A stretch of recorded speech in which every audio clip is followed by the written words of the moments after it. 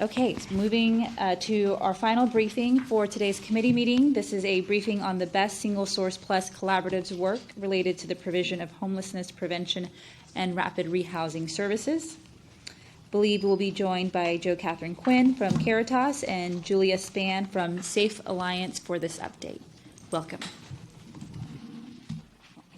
Thank you. We're so pleased to be here. Thank you so much for the time on your agenda. We felt like it's been a long time since we've brought an update, and a lot has changed with the collaboration and just with our work in the community in general, and thought it was time for an update. So Julia is going to go first. Hello, and thank you. Hello, and thank you. I'm Julia Spann, and I'm the CEO of the Safe Alliance, and I'm the chair of the Best Single Source Plus Executive Committee. So I'll go back and give a little history. I was just doing the math, and we actually started this collaboration 23 years ago exactly, and our first funder was the City of Austin that took a risk on 4 agencies that have joined together to expand greatly. We can go to the next slide, please. So the Best Single Source is a collaboration of 13 community organizations. We have current partners that are funded and some unfunded partners, and we'll talk a little bit about that as we go through.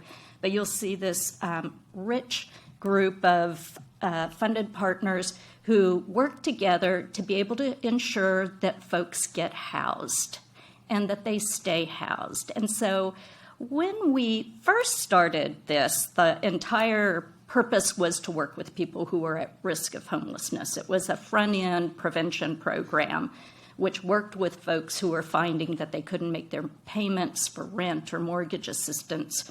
We provided them with case management and financial assistance, and we did so at a rate that prevented them from having to go from place to place to place to place to get their needs met in order to stay housed.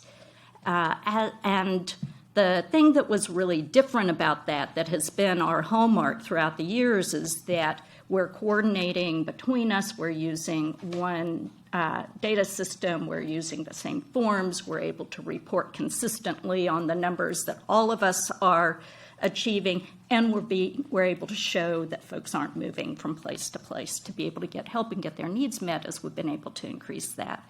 And the city has been our partner throughout the years. We can't thank you enough for that. There have been major changes and program shifts as we've gone through this, but what we have found is that we have consistently been able to keep people housed.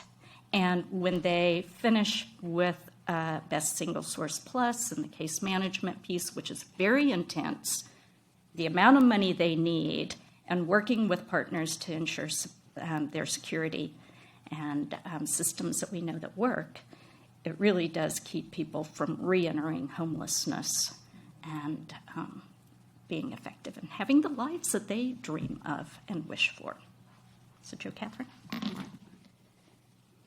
Do I control the slides, or do you? I can do it, or you. Okay. Is it this one right here? Okay. Thank you. So I want to talk now just about the path that the collaboration has taken through the years and where we find ourselves now. We have, always been attuned to the changes in the community, and one of our values as a collaborative is to be innovative, to be, to evolve with the changes of the community, so that we are always addressing the needs in effective ways. And you can see there our purpose, our vision, our mission. I'm not going to read all of that to you, but one of the pieces that we engaged, you heard Julia talk about the very first sort of model of the work that we had in the beginning. And in about 2008, 2009, somewhere in there, we started testing the rapid rehousing model, which was a new intervention in the homelessness industry, if you will. And people around the country were getting good results from rapid rehousing. And so we said, why not Austin? And we jumped in and we started learning it. We trained all of our staff and took it from there. And of course, the best training is in the actual doing of it.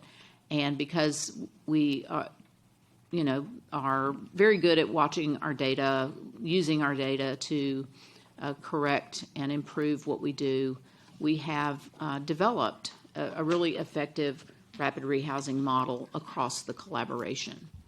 The real beauty of the collaboration, I would say, I want to point this out, is that you have all our partners, each of the partners serve different niche populations across the community.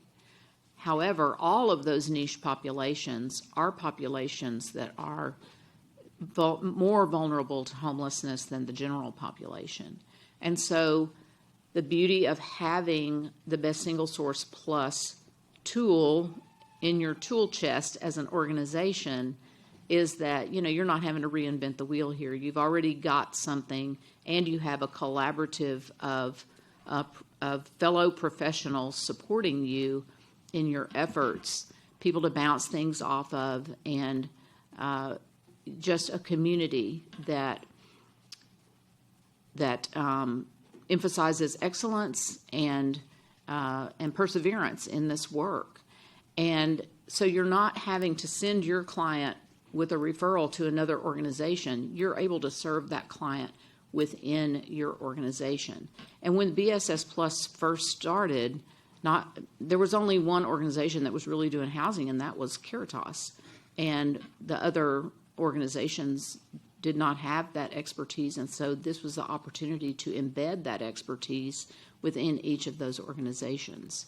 And so we were really poised well to, by the time rapid rehousing became an evidence-based practice, we were able to embrace it and have really taken it forward. Some of our services are the comprehensive case management, financial assistance, and we're really, really grateful through the years to have had a robust contract with the City of Austin to where we're not having to pay 50% of the rent. We can pay 100% of the rent. And we've been able to actually keep up with the cost of rent. And I will say we can't serve as many people as we used to be able to serve because of the cost of rent, but we are still poised to actually take care of 100% of everybody's need when they come to us in their housing crisis and when we are engaging with them to end their homelessness through rapid rehousing.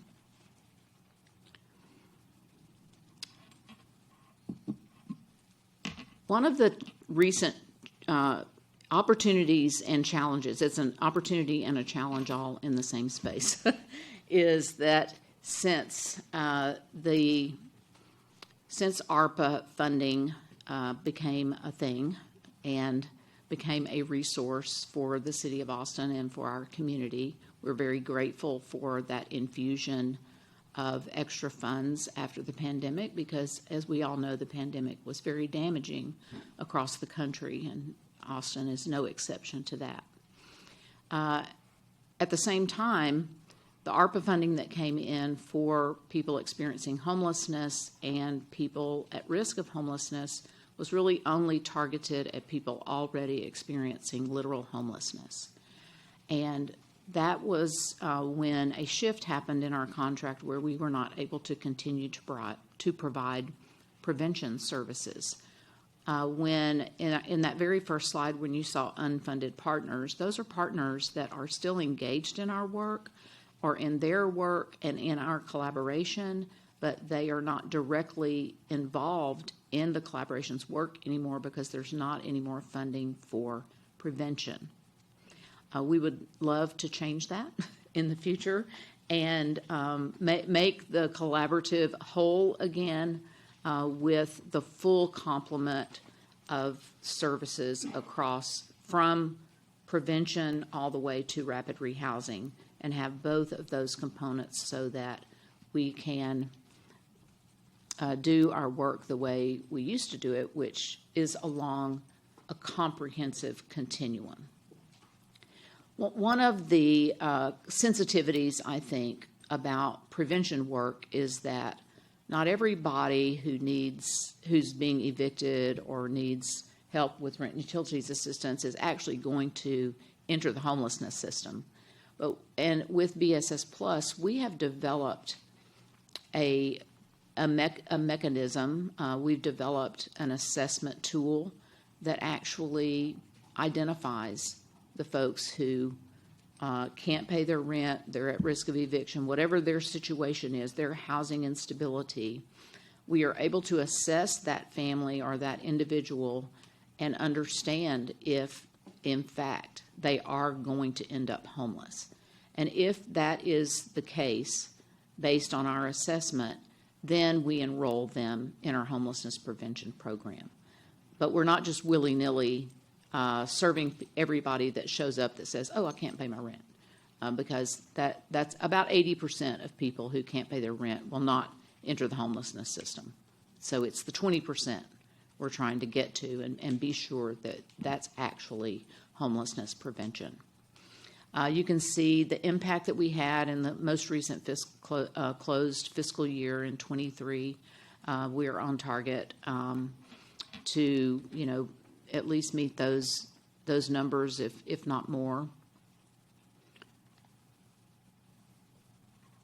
Well, is that it? Last slide. It is? Okay. So that is the last slide. I thought there was one more for some reason.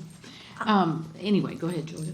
I'll just add one piece, an example. You might need to turn yourself.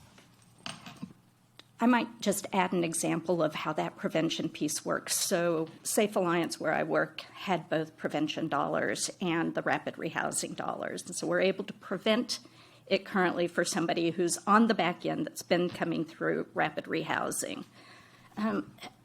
As you all consider budget opportunities, I encourage you to think about this prevention side on the front end. The savings to a family, to individuals, and to our community of not having people enter the homeless system is enormous if you can pay for that at the very beginning. So let's say we can identify somebody who is going to lose their housing because of domestic violence. And we know that their years of trauma and the years of all the barriers that they have experienced because of sexual assault and domestic violence and trafficking will be a long recovery. But if we can actually help them, because at that moment in time they have housing, if we can help them keep that and stay there, we avoid a longer time and such negative health and mental health consequences of living on the streets or being homeless. So to me, it just makes good sense to get ahead of it. It's fiscally responsible. And so being able to have both those pots of money to help those people who are already unhoused, as well as those who are on the brink of homelessness. And as Jo Catherine says, we've developed a great tool for identifying who is going to be the most vulnerable for that. Makes good sense for our city.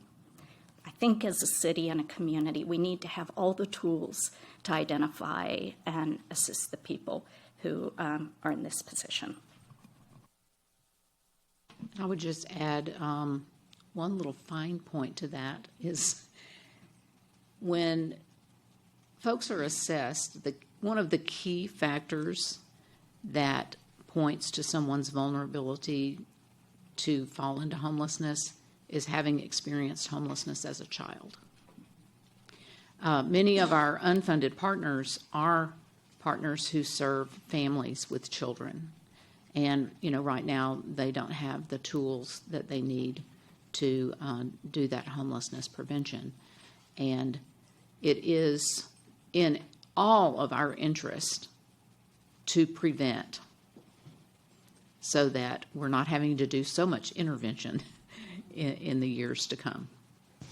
Yeah, no, thank you for that. And that reminded me that we do have a dedicated fund it's a voluntary fund through our utility bill that helps with youth homelessness through our school districts. So that might be a partner y'all might want to consider having conversations with, to the point that you just made. Colleagues, any questions?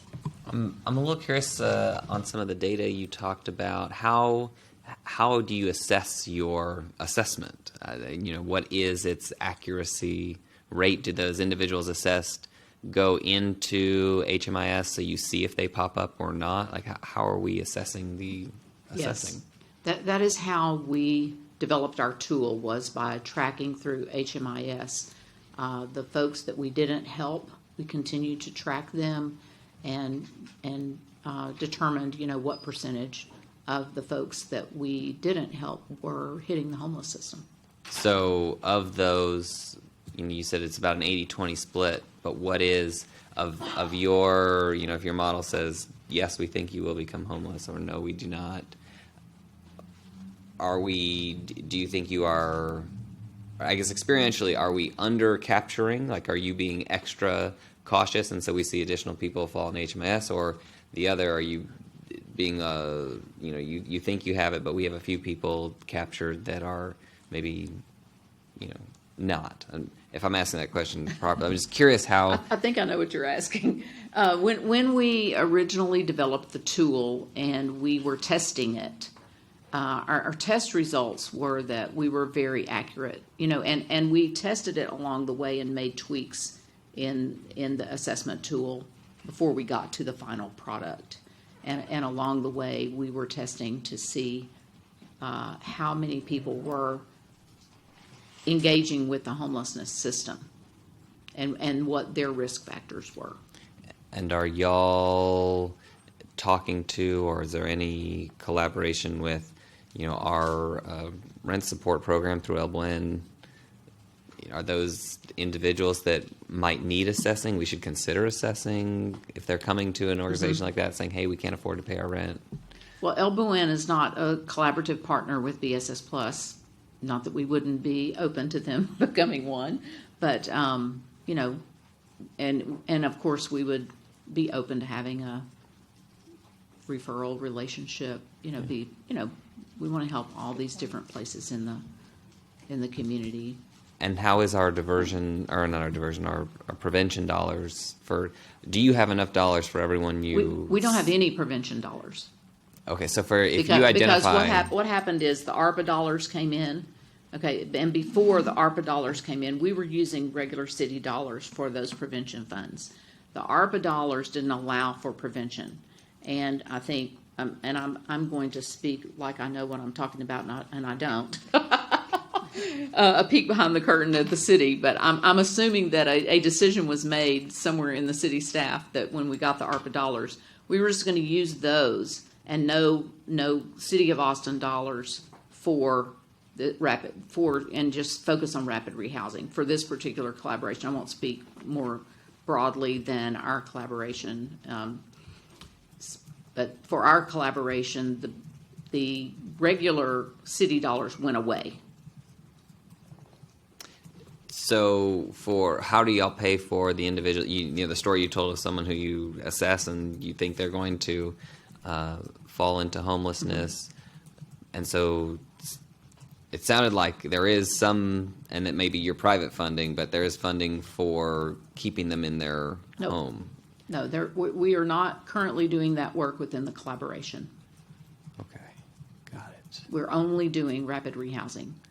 Do you have a cost, like per client, of what that would cost to keep, to pay a certain period of time rent? Not today, but I can get that for you. Okay. I can send that. My last question, because you talked about the RAPID program, and I know Caritas has been very successful with the outcomes as it relates to that program. We've had a lot of discussions about the time length of rapid rehousing, how long it should be available, whether or not the length now, up to 24 months, is that because potentially we're putting the wrong clients into rapid rehousing? So I'm curious, from your perspective and y'all's work, what is the kind of the right level of, if we got the right clients into rapid, how long should that program really last? 2 years. Okay. It works really well for 24 months. And sometimes people can transition out before 24 months. But 24 months is adequate if the right clients are referred to rapid rehousing, or paired with rapid rehousing. If someone who is extremely vulnerable and really is more suited for permanent supportive housing, it's really, really difficult for that person to become completely stable with a source of income, a way to pay for their housing in 24 months. That's it. Thank you so much. Thank you. Does the BSS Plus share case managers within the collective, or does each organization have a case manager? Each organization has their own team of case managers that works. You want to explain more kind of the structure of the collaboration? Because my ultimate question is, and that's good to know, if each organization has their own case manager, about how many clients does each case manager serve? Because it's so scattered site for most of us, a good caseload is about 15 people, point in time. And each one of us has our own caseload that comes because we're looking at what is the causative and preventative issue that really was at the core of somebody's homelessness to begin with. And so for SAFE, it's been frequently related to trauma and homelessness. For somebody else, it could be other reasons. And so, LifeWorks is a partner, theirs is around youth homelessness. And so all of us have our own needs to be able to help somebody who has become homeless as a result, but we have case management that also addresses those very special issues. Very good. And then we all share. So Caritas is the sole fiscal agent. So Caritas is paying the bills, Caritas is sending the rent, but the case management happens through each agency, and each agency is sending the rent requests to Caritas to take care of. So it comes to a really easy way of both tracking outcomes and tracking finances. Very good. It was a good systems improvement. Like, we were so proud when we came up with it, because it was the first time in a long time that our community took this really systemic look at what was barriers that were getting in folks' way. And then being able to innovate and continue to improve that has been good. And responding when our community really needed us to address literal homelessness, and knowing that we could do so. Yes. And remind me, and when did the collaborative commence? 23 years ago, so it was about 2003. Very good.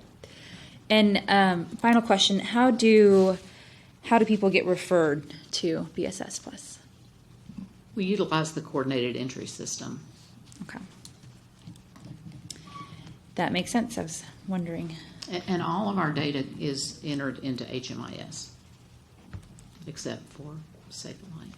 Very good. Well, thank you for joining us today. And I also would be interested, if y'all could put together a proposal regarding prevention services, I would be interested in taking a look at that. Thank you very much. Appreciate your time and attention. Thank you. Thank you. Okay, colleagues, that is our final briefing for today's committee meeting.